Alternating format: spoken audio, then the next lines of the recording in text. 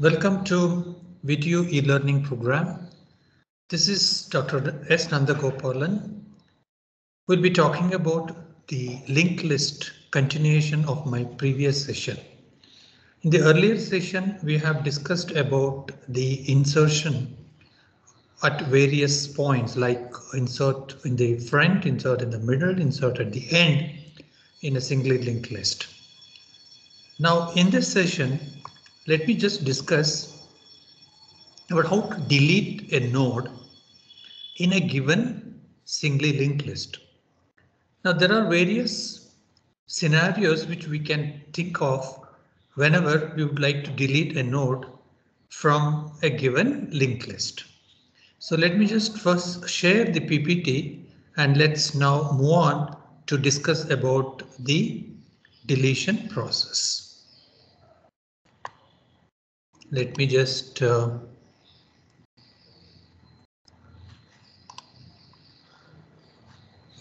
so this is to share the PPT now.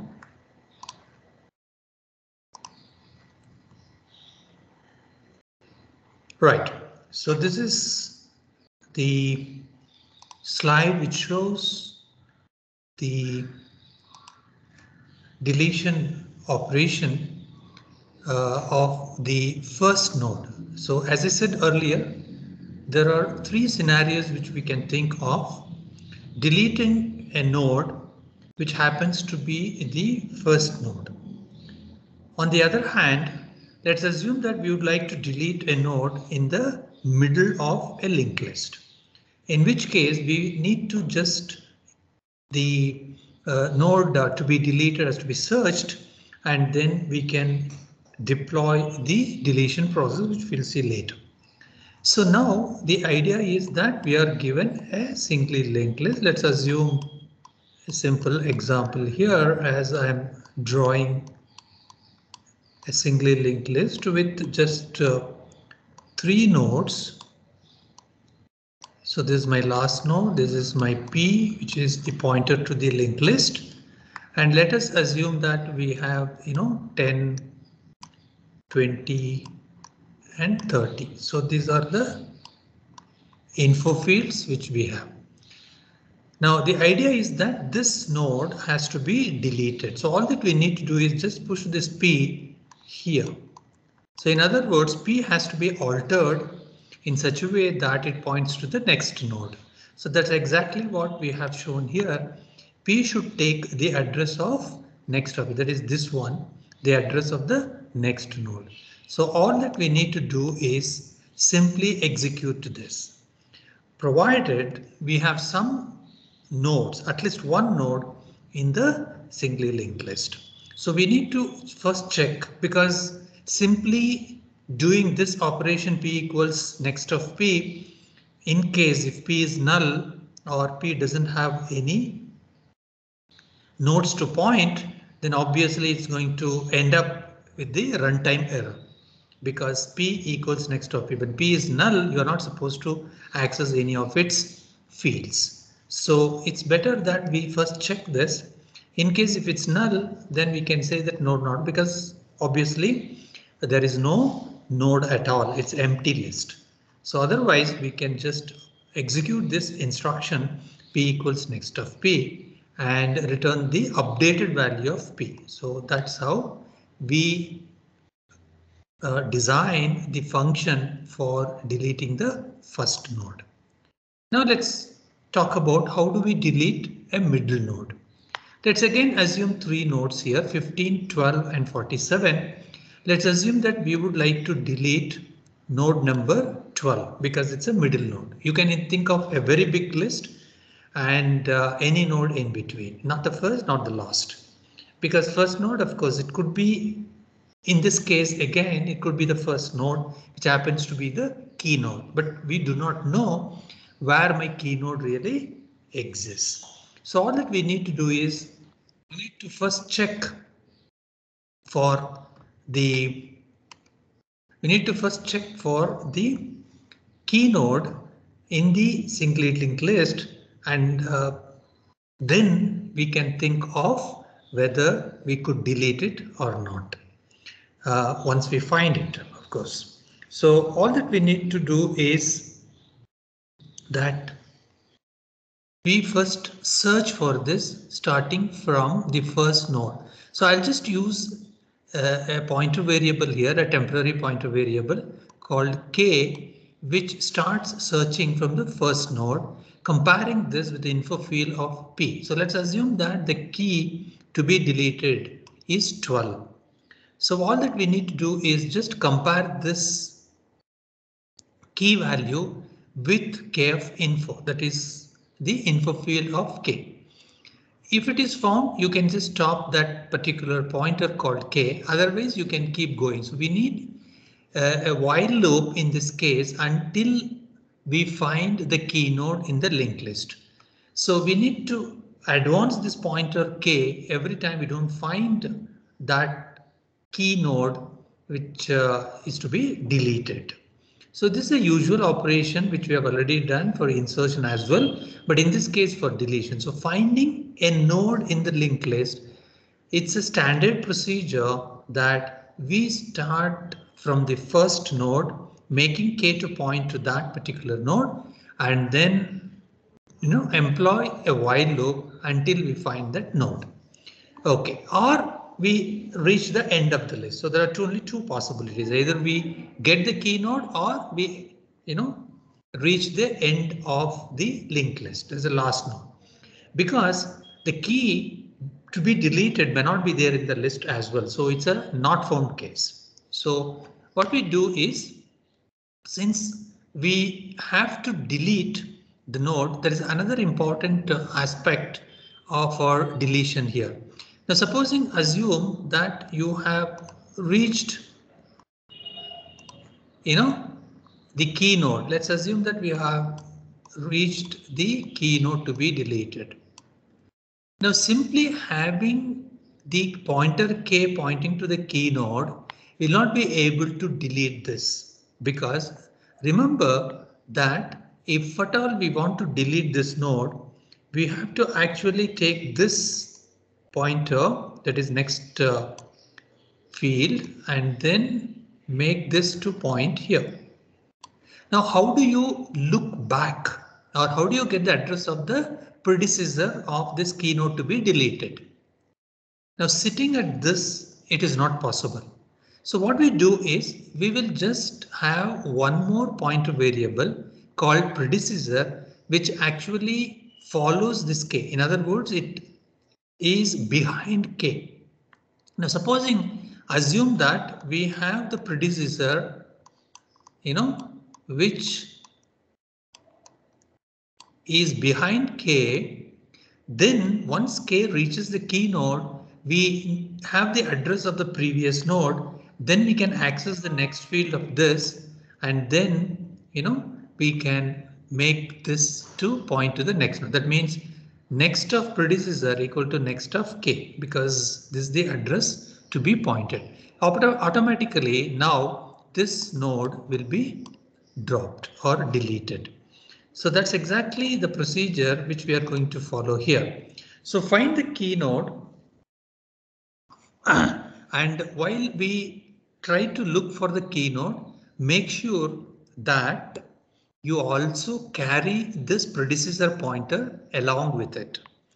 So we can see here that k points to p and predecessor one node behind. So behind this is nothing but nil. So that's exactly what we do here as part of the initialization.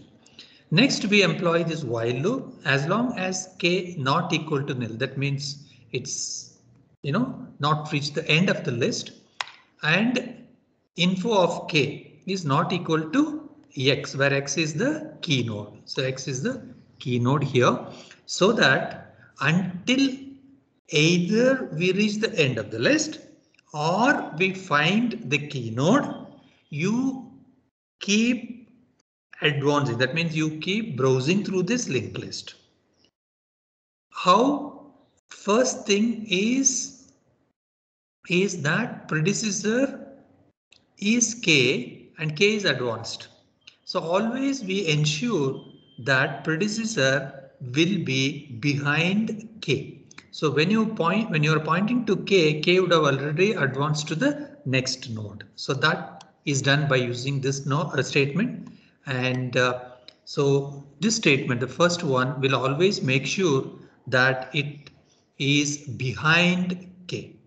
Now, end of this loop, I mean, the loop could be broken only one of these two conditions is false. Okay, when does this happen? Either, the node is not found, that means K is null, or the node is found in the linked list. Now, in our case, in this example, since it's not a not found case, actually the key is 12 and the key 12 is there, I mean, in the linked list. So obviously this information, I mean, this condition will be false because when K reaches this node, K of info, in other words, info of K is actually equal to X. So this condition is false. So this comes out. So the moment we come out, we just check with the if statement, because of which condition being false, this loop has been broken. So we will have an if statement because of, I'll show you that in the algorithm in the next slide. So this is only to show you macro level kind of steps. So we need to check if, of course, it is equal to, that is K equal to K of info equal to X, then we can do this. Otherwise, we can display that it is not found case. So the when the key is found in the linked list, all that we need to do is next of predecessor should be equal to next of K. So that's exactly what we have shown here. So the complete algorithm you can see here because we need to take care of all the cases. OK, so the first part, this one is same as what we have just now seen. And as I said earlier, we need to just check with if statement. So if at all, if this condition has become false, in other words, K equal to nil, then you can say that node not found because we have checked each and every node and the key is not equal and K would have come to the last node, in which case we would have got nil or null for K, in which case you can say not found. Otherwise, there are two possibilities. Either the predecessor is nil because only one node in the list, or it could be many nodes, in which case predecessor is not null. So when this condition is false, you can see here that we do this. Otherwise, so this automatically takes care of, even if the list contains just one element or one node, we can still do this. Because by looking at predecessor, we have not advanced at all because the first node itself is equal to the key. And after this, of course, the updated value of P has to be returned. So we can break this algorithm into, two parts. One, look for the key in the linked list. So this portion will actually get you the key node in the linked list and its address, and the predecessor will point to the previous node. The second portion or second part is actually linking. That's it. So once you find this, yes, there is some node that is the else class, and you can either link or you can declare that the node is not found. Once you finish this, updated value of P, the third one, can be returned back to the caller or the calling program. So deletion in a singly linked list cannot be done with a single pointer, but we require an auxiliary or additional pointer like predecessor in this case. This is one of the disadvantages of the singly linked list. OK, now this is another operation which you have already mentioned, that how do we search or browse through the linked list. So it's a very simple one. We have been doing this. So we just need to employ a while loop. While K not equal to null and K of info not equal to X, because we are trying to search for this, again found and not found. It's a simple linear search kind of thing. So once if we have the node being found, obviously K will not be null, and if K is null, node is not found. So return 0 indicates not found. Return 1 indicates that it is found. So the calling program can use this, or you can make the return type in a different way, the address of the key node. If it is null, the node is not found.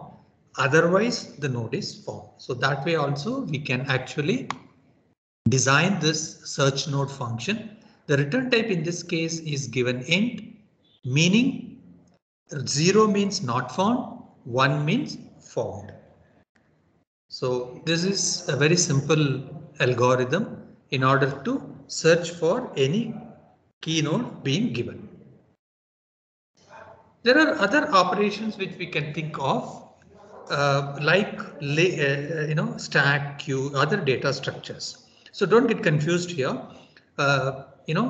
Why I'm connecting or why I'm combining two data structures here like linked list and stack. So don't get confused here. Let me just make it very clear that stack, queue, other data dictionary, other data structures can be implemented using a linked list, which is a dynamic structure. Same stack, queue, etc. can also be implemented using an array, in which case it becomes static.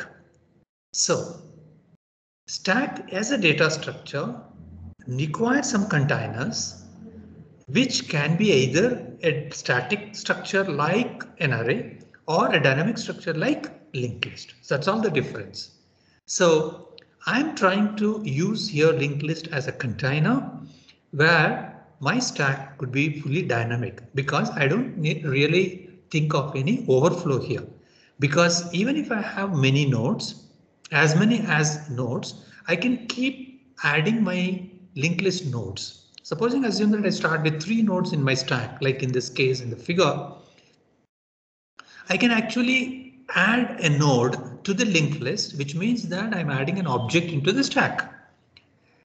It becomes 4 nodes or 4 objects in my stack. Assume that I have many such objects to be added into my stack. No problem. I keep adding my nodes into the linked list. So it becomes fully dynamic now that there is nothing like overflow. Maybe an underflow is possible because when the when the stack is empty, in other words, the linked list is empty, obviously, you can think of that underflow. That means you're trying to retrieve some object from the stack. When the stack is empty or when the linked list is empty, obviously you flag an error saying that it is underflow. So again, reminding you that how do we implement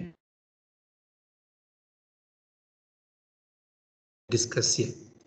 So I've just written a linked list here that is having 3 nodes or 3 elements here, 15, 12 and 47.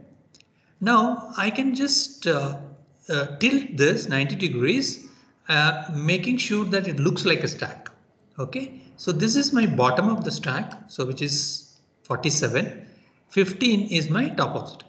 So this P now becomes the stack pointer. So P becomes the stack pointer, in other words, the top of the stack.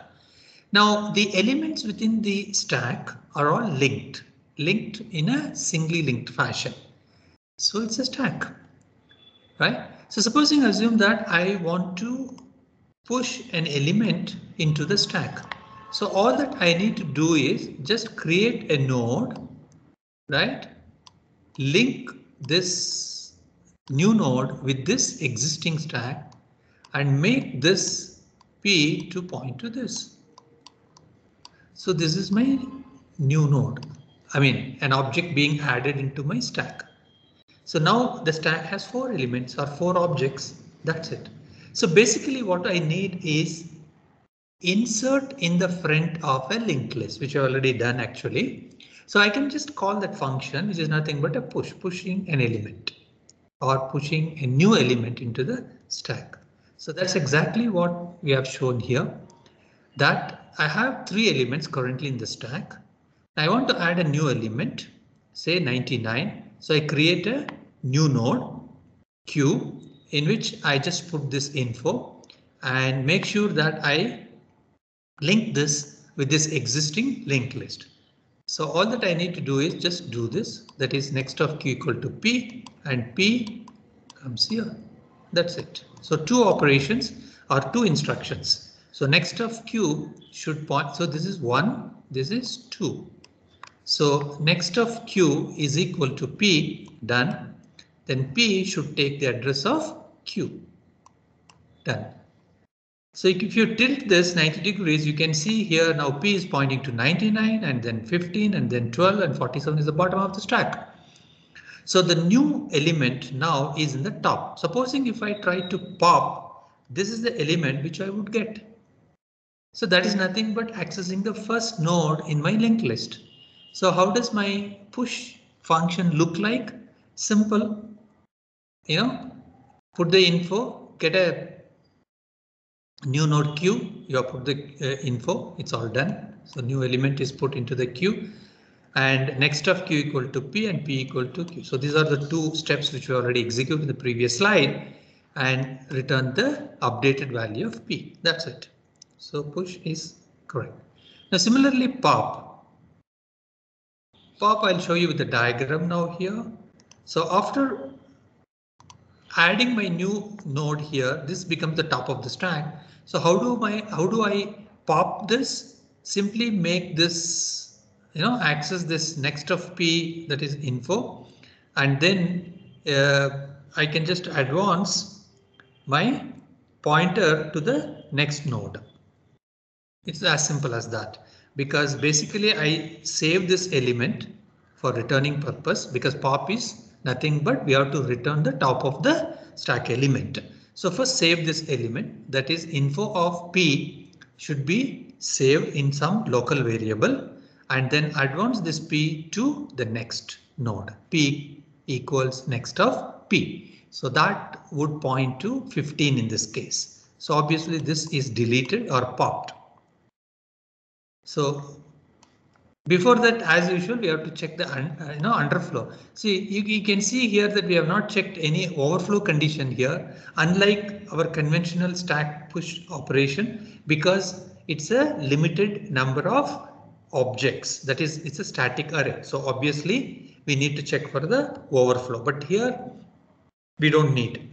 In the case of pop, we need to check for the underflow, because you may be trying to retrieve some element when the stack is fully empty. So all that we need to do is first check this whether it is nil. If so, stack underflow. Otherwise, save the element pointed by p and then advance p so that it points to the next node and you can return e. Right? But in this case, again, there are two possibilities. Either you can return e, the popped element. But one problem is that the updated linked list also has to be shown. So how do we manage this? In some languages like Python, we can actually return both. Comma you can put, and then in the language point of view, I'm telling. In some languages like C, for instance, you cannot return multiple values using the return statement. It should be only one. So you can use here a reference kind of a parameter that is passed by reference, and you can either show this or expose this updated value of p or the element which has been returned. We cannot do this both both the returned integer value as well as the pointer value, which is the updated value of the linked list, because once if I delete, supposing if I have 4 elements, I've deleted one, it should show 3 elements. So obviously I need to update my pointer, which I've already done it in this case, and make sure that that updated value goes back to the calling program. So that's exactly what we have shown here, return p, and in this case the returned element is not shown. Maybe you can put a print statement here and then say that this is the element which is deleted or popped out. So either way the design could go. I leave it to you. Now the next data structure which we would like to implement using linked list is called as queue. So again we have two functions. One is adding some element into the queue and removing an element from the queue. Again, we need two pointers for a queue like in static data structures, that is front and rear, right? So we will maintain in the same way in the linked list as well. So this is the diagram which shows a typical queue, but this time it's not using arrays, but it's using linked list. So this is the first element being pointed by a front pointer and the last element being pointed by the rear pointer. So remember that we need to actually add.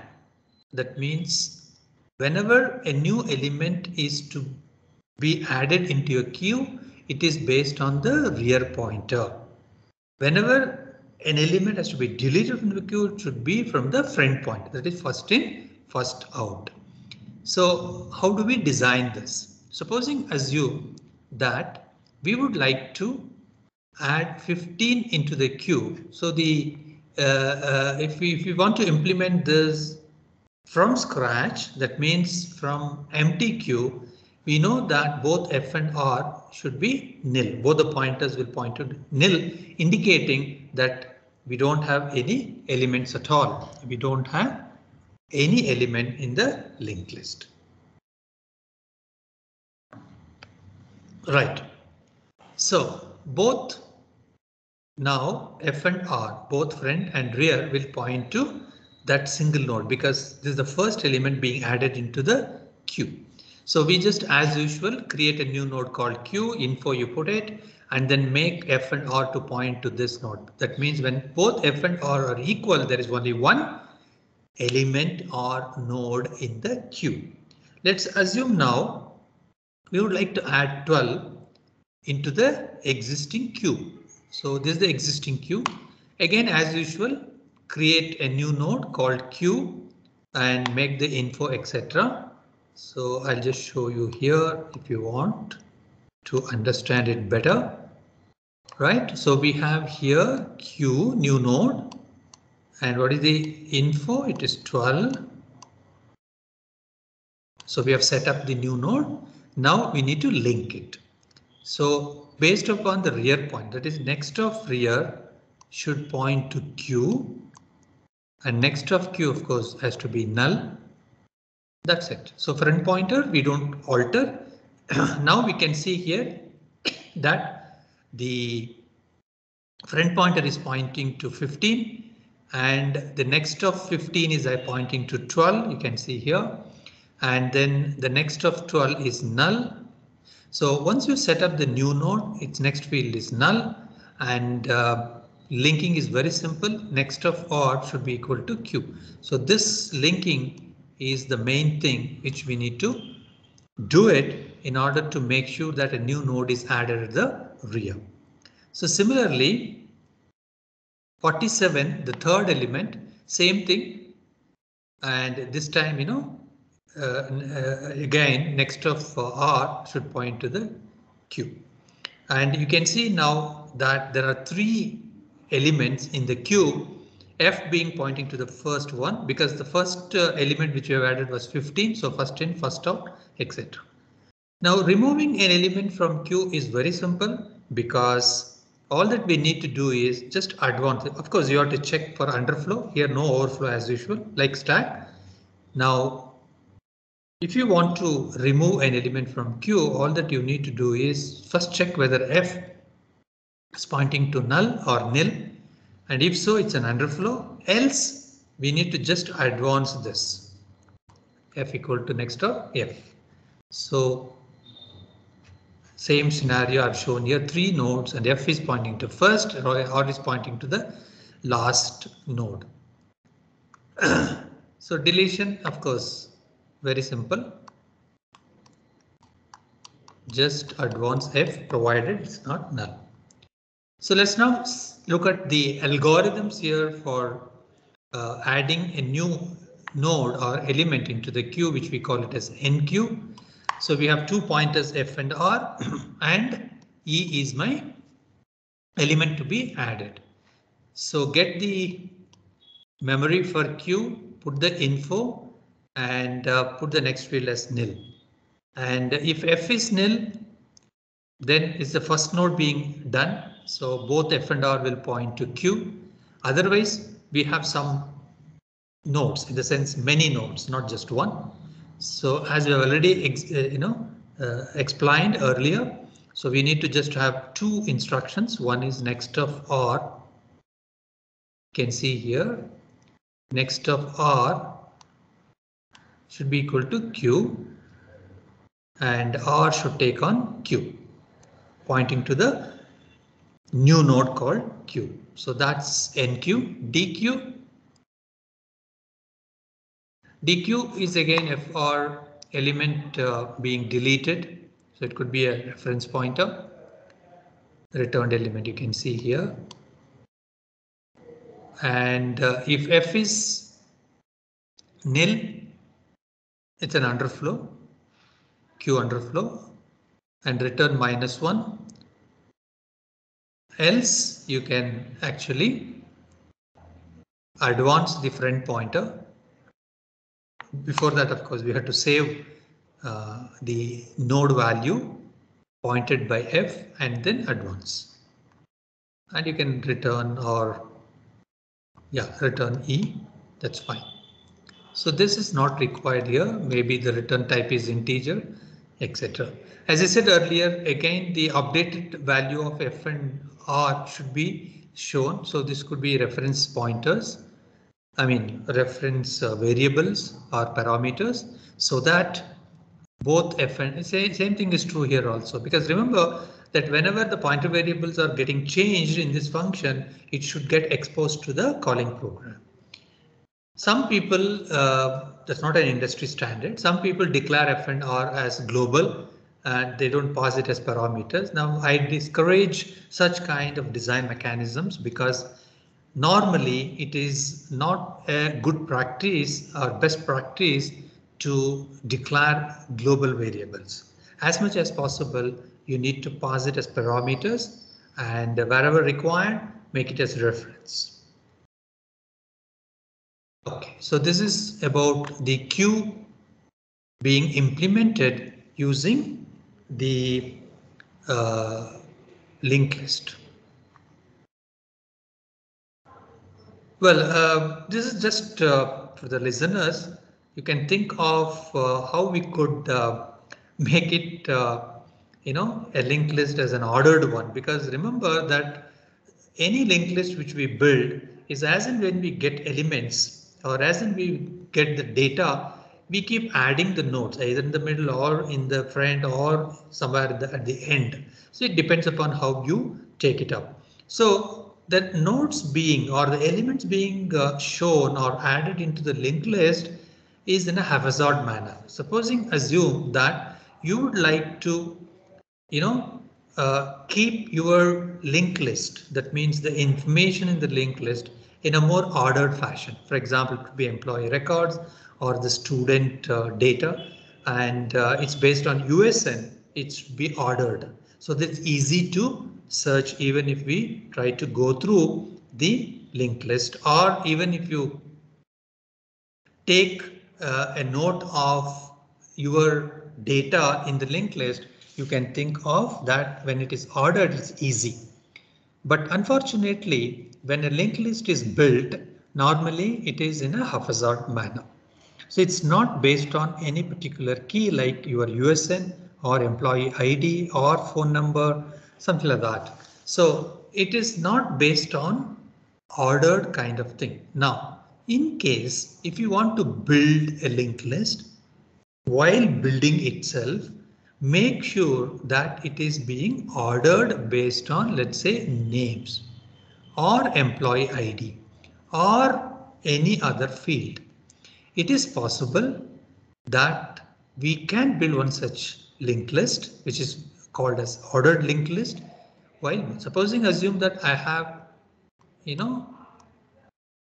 some names starting with B, some names starting with A, then some names starting with D. Okay. Probably you may also have next C. So assume that I have four, names. A name starting with B, a name starting with A, a name starting with D, a name starting with C. So in the normal scenario, assume that you are trying to build a linked list or construct a linked list. As and when we get, assume that it's being added in the front. So B goes first, A goes prior to that, D goes prior to that, and C goes prior to that.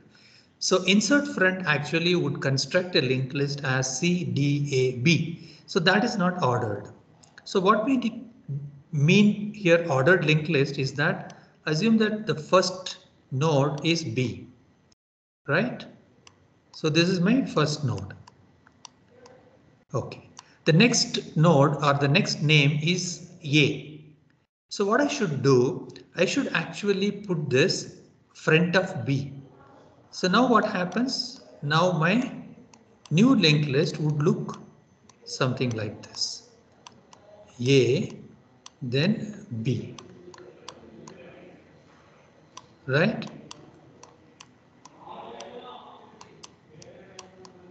Right. So then I get D. So what happens? I should make sure that I insert this node in such a way that it maintains this order. So what I do is I'll just keep comparing my D from the beginning of the list. It's greater, no more nodes, so I can insert here. So just put this here. D. Next, what happens? I get a name starting with C.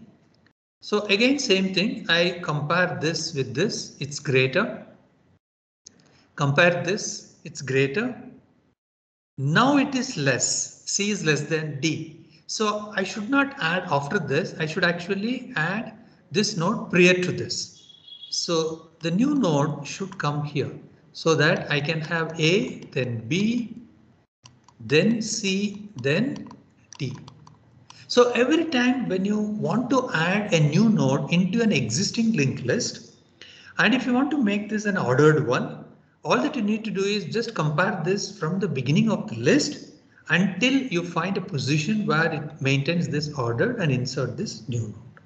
It could be first node, it could be last node, or it could be a middle one. So these are the three possible scenarios. So I leave it to you as an assignment or exercise in order to write one such algorithm or program so that this becomes what is known as an ordered linked list. So when you browse through starting the first node, you always get the ascending order of names of the employee records. So I'll just end my session here, and maybe in the next session we will talk about the another type of list called as circular linked list. See, hitherto probably we have not thought of circularity. It's a flat list where the last node next field is actually null. So we have a dead end starting the first node. We have a dead end, but in circular list there is no such dead end. Actually, the last node next field will point to the first node. So what is the advantage of one such circular linked list, and how is it different from the normal singly linked list? We will discuss that in the next session. So thanks for watching, and go through this again. You'll be able to understand very easily. Thanks.